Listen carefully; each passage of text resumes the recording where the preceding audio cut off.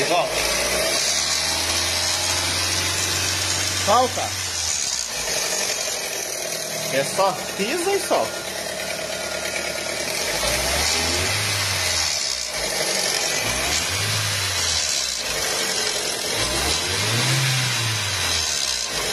De volta.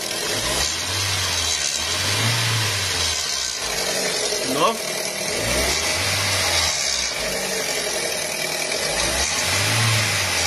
Para.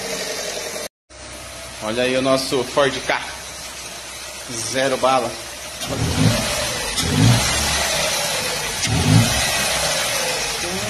Pode pisar de chão.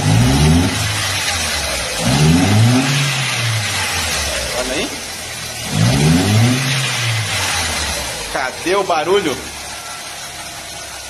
Resolvemos rapidão aqui, graças a Deus. Contar pra vocês aqui rápido o que é.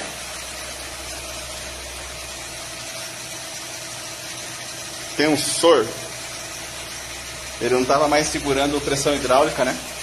A gente fez um exame certinho, minucioso aí, viu se não estava com guia de corrente quebrada, nada, né?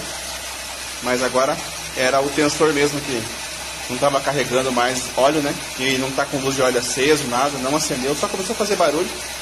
Ele perdeu mesmo a pressão hidráulica.